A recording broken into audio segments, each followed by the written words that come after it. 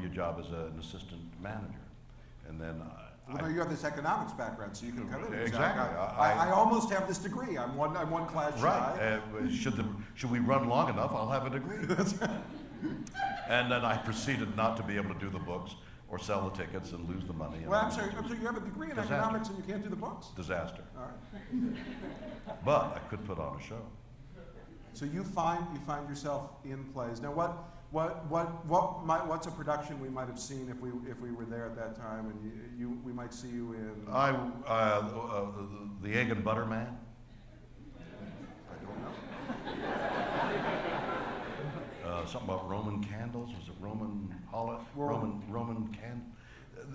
There were, up until maybe even still, because Doc Simon writes one set, 3-act comedies designed to be able to be produced regional theater. In regional theater, so they don't have to build sets. Build one set and you're okay. And then a lot of playwrights used to make their living writing this. They'd go on Broadway for a year or 2 or 3, popular light fare, and certain comedians, certain comic actors would act in them, and they'd go on. They'd stop one here and they'd do another the next season. And people came because it was like going to see a comedy like the Judd Apatow movies now. You'd go see those one-act comedies, which were amusing. And subsequently, the Mountain Playhouse did them because it was a regional theater. And that's what I did for 5 years while in Canada, playing all those comedy roles, starting off doing nothing and leading up to playing the leading roles in some comedy. Now later you wound up at Stratford, but before you ultimately wound up with Stratford, you turned Stratford down. That Stratford was beginning, and they said, come and be a part of this. And I just want to say, one of the things in reading what you've written, and I don't know if you noticed this, but there's a pattern. People come to you periodically with great things, and you say no thank you. And you didn't go to Stratford. And later on, I think it's MGM offers you a job as a contract player, and you say, no, I'm not interested in that. And then later you did a television drama, I think it's The Defenders, that you did, which was made into a series that was a very successful series, and they said, would you like to reprise your role in this and be in the series? And you said, no, thank you. And do you now, in looking back, notice that people offered you things and you? Well, there was always a reason for doing that. For example, the first year of Stratford started with a great hullabaloo, and they went across Canada finding actors. And I've forgotten the name of the lady who was one of the people casting. Finding the actors, but I was at the Canadian Repertory Theatre at the time. Ottawa had a professional theatre company. I think one of 2. I think the other one might have been in Vancouver. But there were 2 professional acting companies, one of which I was in. And now Stratford was starting up, and I had been going to the Mountain Playhouse and then to Ottawa. So I was a professional actor right out of college for some time, and Stratford was starting to a lot of fanfare. But I had a job. I didn't know whether that company was going to last or not, but I had a job for $45 a week in the Mountain Playhouse, and that was a way I was keeping myself alive.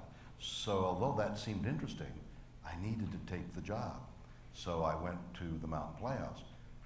After the first year, with a tremendous success that it was, they came back again and asked me, and this time I realized that I should go. Well, it's Stratford that brought you to New York, right? Stratford put on a play by Marlowe called Tamburlaine, and it was a big to-do at Stratford because we were going for a limited run in New York in one of the biggest, or maybe the biggest theater, whatever it's called,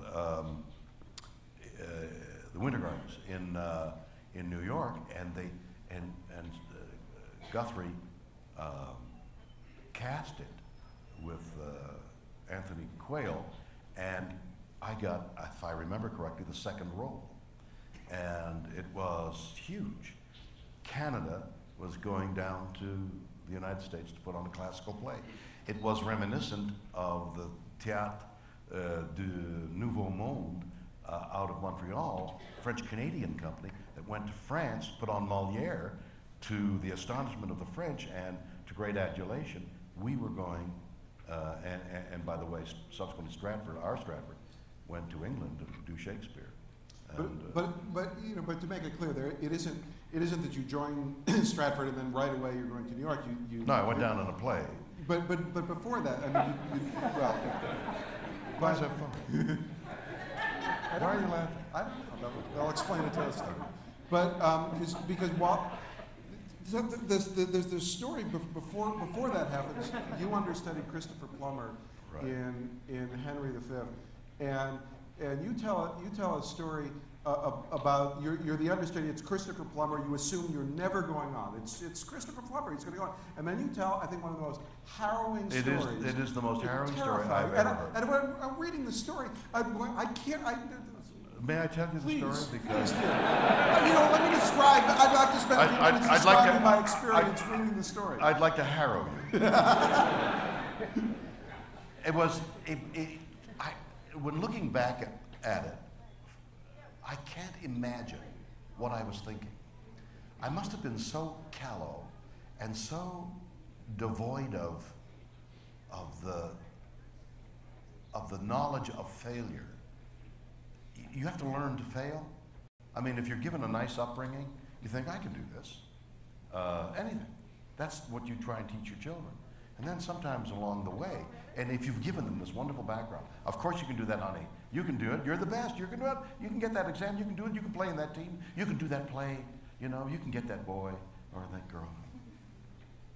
So, I don't know what was missing in my brain.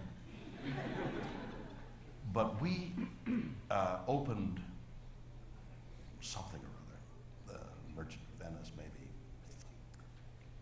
There were 3 productions that we were to do every summer. I suspect it's the same way. But the 3 classical productions to be done by the classical company working out of that stage. So there's no time for understudies. Understudy roles are assigned, but there's no time to talk to them, let alone walk where they walk and talk. And have you met your, the princess that you're playing with? You don't even know the actors. So we put on the first production of something. And I don't even know the names of the actors. I'm still like, wow, I'm in this huge building. There's this tall guy with this big nose directing it. And I'm overwhelmed. But they've given me the understudy role of Henry V. It's one of the longest roles, if not the longest one. So I go into the toilet at home before I get to Stratford. I don't know why. And I learn, Bill, get out of the toilet. Okay, flush the toilet. So I know the role in my head. I've never spoken the words out loud, which is astonishing in itself. I've never said the words out loud. Sitting in Madison.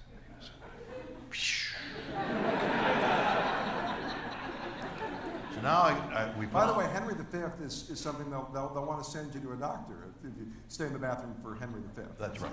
Right. That you're very or you're losing so much water right. you can't. Right. What's his problem? I think it's Henry V. Henry V, send him to the Jewish general. Right?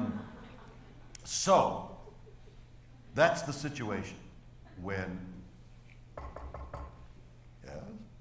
It's the president of it's Tom Moore or whatever his name. Yes. Chris Plummer is ill. He's in the hospital. Can you go on? This is like noon.